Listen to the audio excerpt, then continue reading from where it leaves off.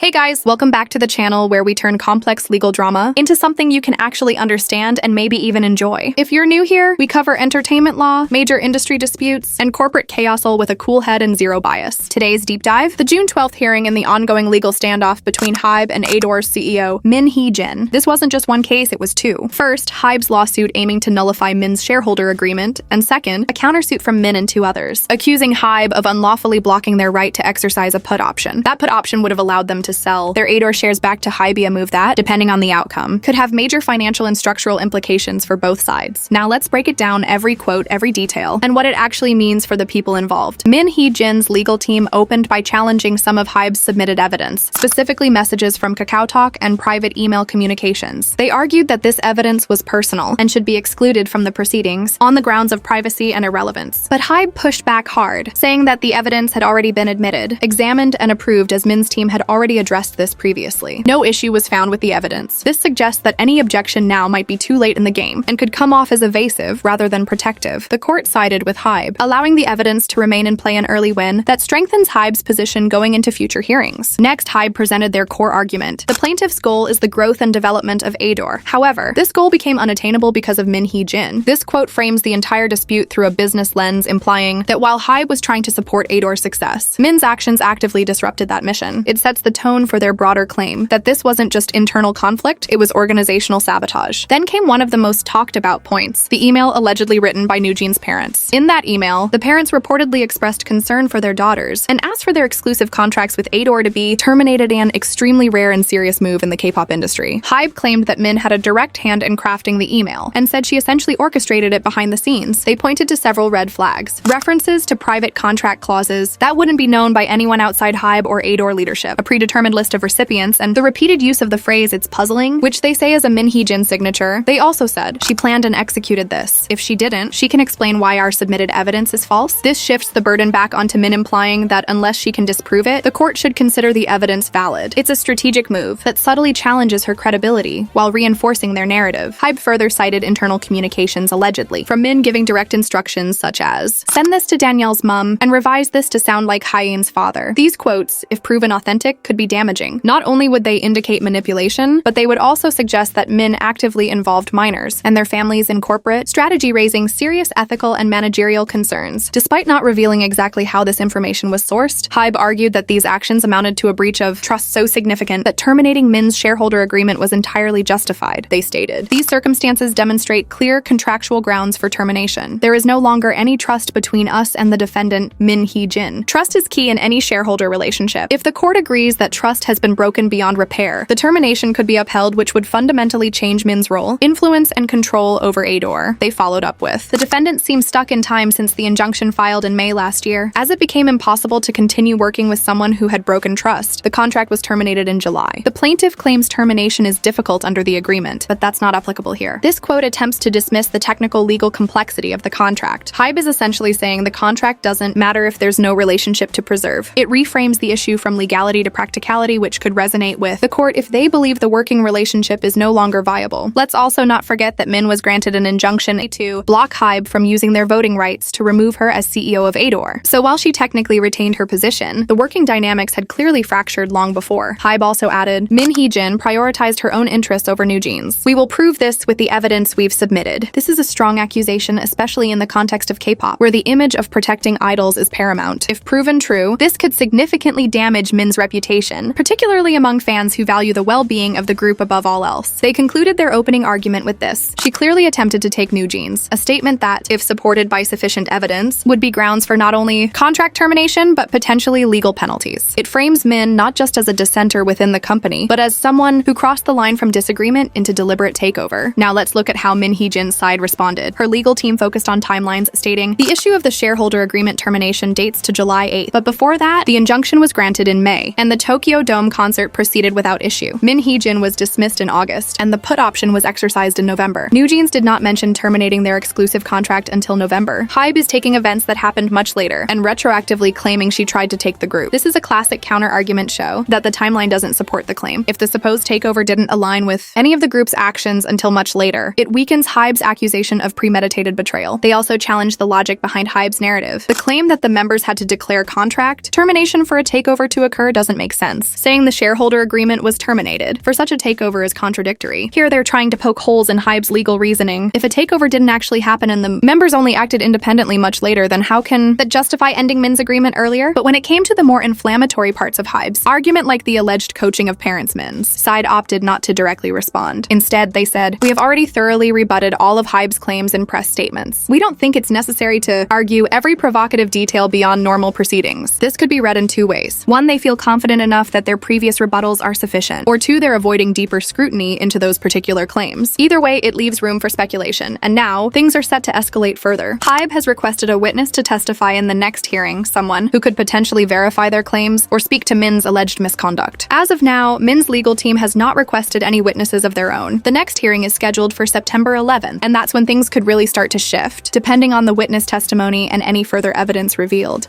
Earlier this year, HYBE revealed that it had terminated a shareholder agreement involving a put option that certain shareholder was Min Hee-jin. This put option would have allowed her to sell part of her ADOR shares back to HYBE using a specific valuation method. But in November 2023, Min informed HYBE she was exercising the option. She based her payout on ADOR's performance in 2022 and 2023 years in which ADOR saw a loss followed by a major profit, largely due to NewJeans' success. Using this formula, she'd be entitled to roughly 26 billion KRW, or 19 million USD. HYBE responded bluntly, ADOR paid Min Hee-jin 2.7 billion KRW last year alone. Despite that, she attempted to take NewJeans and harm ADOR's corporate value. They argued she was trying to cash out using numbers she no longer contributed to, given the breakdown in their relationship. They also claimed because she violated the contract and triggered the call option, her put option is invalid. This means that in HYBE's view, Min's own alleged actions voided her right to sell, the shares turning this into a legal and financial tug-of-war. The backstory? Since April 2023, HYBE has accused Min of breach of trust and trying to take control of ADOR. She hit back with claims of idea plagiarism by HYBE labels, but that conflict has now expanded into this high-stakes contractual dispute. If the court sides with HYBE, Min loses her massive payout and possibly her shares. If she wins, it could signal that corporate agreements can't be ignored even when relationships fall apart. So here's the big question: is HYBE genuinely exposing a case of behind-the-scenes manipulation? Or are they framing internal tensions as betrayal to tighten their grip on ADOR and its future? And on the other side, did Min Hee-jin really try to separate NewJeans from HYBE? Or was she just advocating for their well-being in a way that was misunderstood or misrepresented? Let me know what you think in the comments. Which side seems more convincing to you right now? What impact do you think this case could have on NewJeans, their future, and the structure of ADOR itself? Make sure to like and subscribe for more updates. As this unfolds, we've got plenty more to cover. See you next video.